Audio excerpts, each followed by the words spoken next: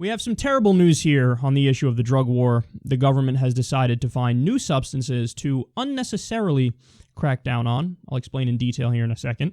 So, alternate reports. The DEA announced Tuesday that it plans to crack down on Kratom, a Southeast Asian plant that has gained increasing popularity among chronic pain sufferers and people wishing to wean themselves from opioids. The drug agency said it was using its emergency powers to place two psychoactive substances in the plant, mitragynine and 7-hydroxymitragynine, on Schedule 1 of the Controlled Substances Act, the same schedule as heroin. The move will take effect by the end of September and will be in effect for up to 3 years. Okay, so what do we know about this substance? Well, number one, it's just a plant.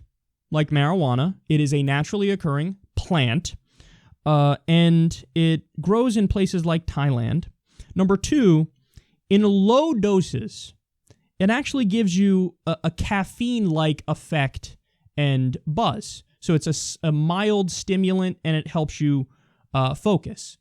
In high doses, it gives you a sedative effect and a painkiller effect, which, you know, some have compared to Vicodin or Percocet or other kinds of opiates like that.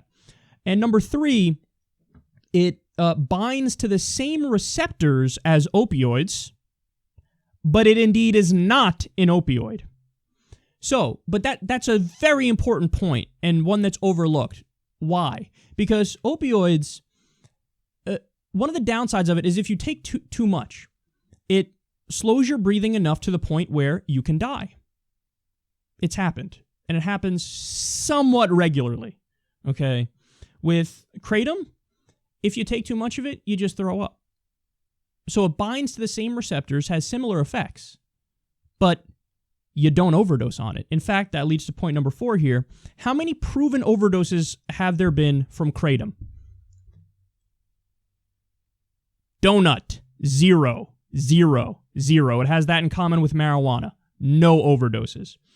And the only time there's been issues and people have passed away is when they are on a cocktail of drugs and they have mixed all different kinds of drugs, and one of the drugs in their system is Kratom. In those instances, some people have passed away, but it is certainly not a result of the Kratom. It's a result of the drug cocktail, or even just whatever other drug was in their body in overdose on that. And outside of that, the only issues that come about from Kratom are the occasional bad batches that are cut with some bad shit, because as of right now, it's an herbal supplement. And for those of you who don't know, herbal supplements are not regulated.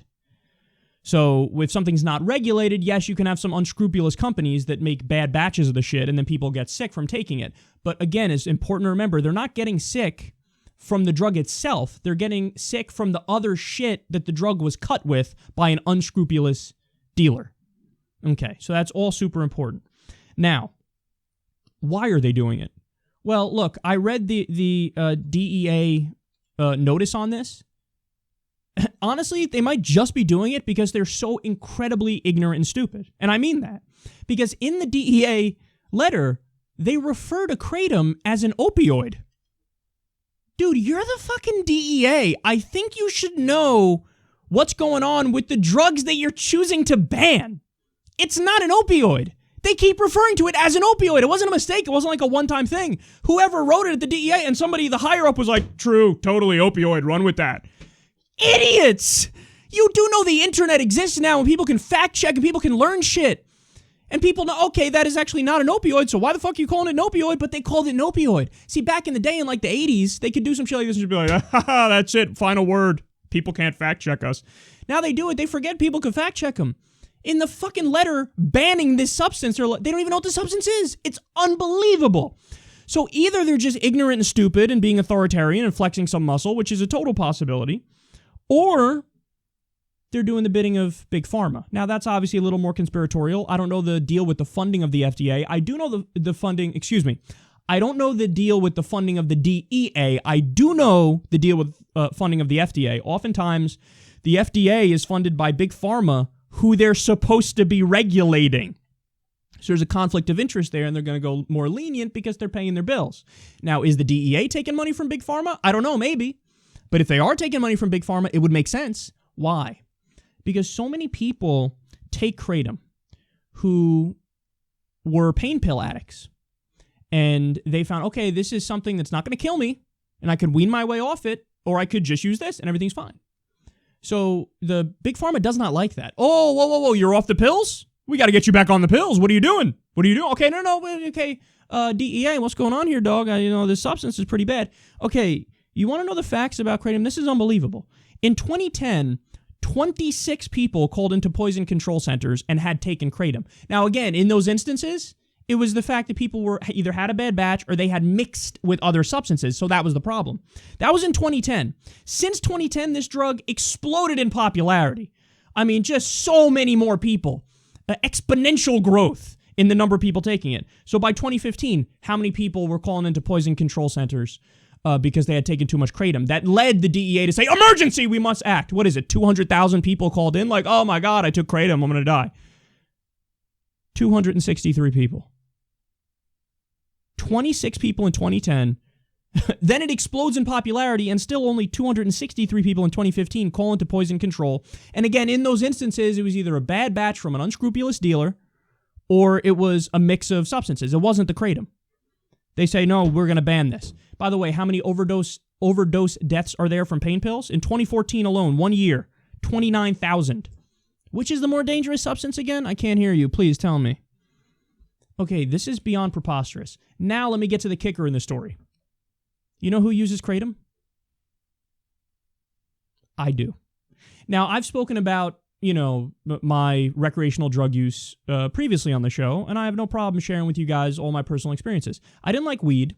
Weed kind of made me paranoid. I was like, I don't want to risk it. Maybe 40 or 50% of the time I smoked it, it didn't, but half to most of the times I was like, all curled up in a fetal position and scared for no goddamn reason.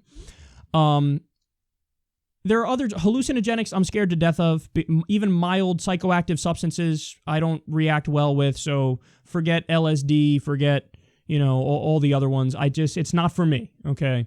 So the drugs I do like and I have recreationally used, honestly, pharmaceutical substances. So I've taken Adderall. I did cocaine. Adderall is basically legal cocaine.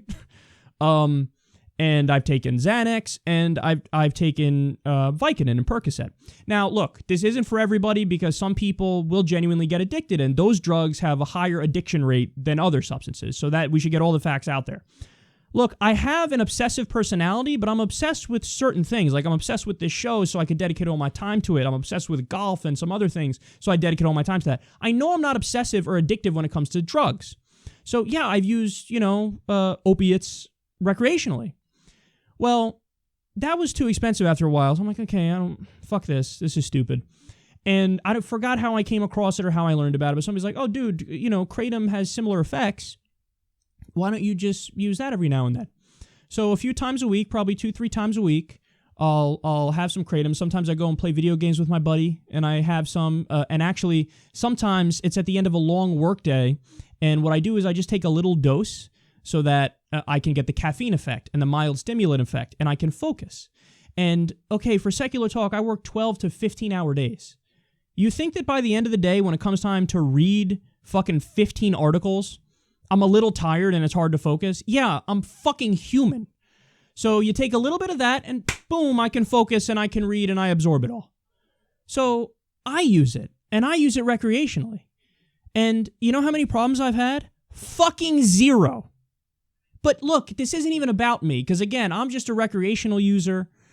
But there are people out there, I'm not kidding, it saves their life, man. So let me give you one example, because that's literal.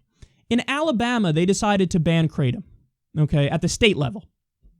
Other states, they brought it up and they slapped it down, okay? But in Alabama, they successfully banned it. Did you know that after they banned it, overdose deaths from heroin and pain pills doubled? This isn't a joke, guys. This isn't a joke. This is a substance where, yes, there's some people like me who are moderate users, recreational users, and we'll be pissed off that it's gone. I'll be annoyed. Fuck you. Now we'll find something else. But there are people, it literally saves their life. It literally saves their life. And you're banning it.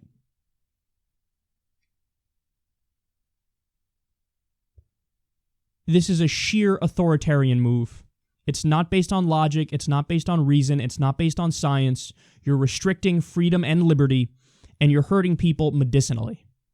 Honestly, this is a fucking tragedy, man.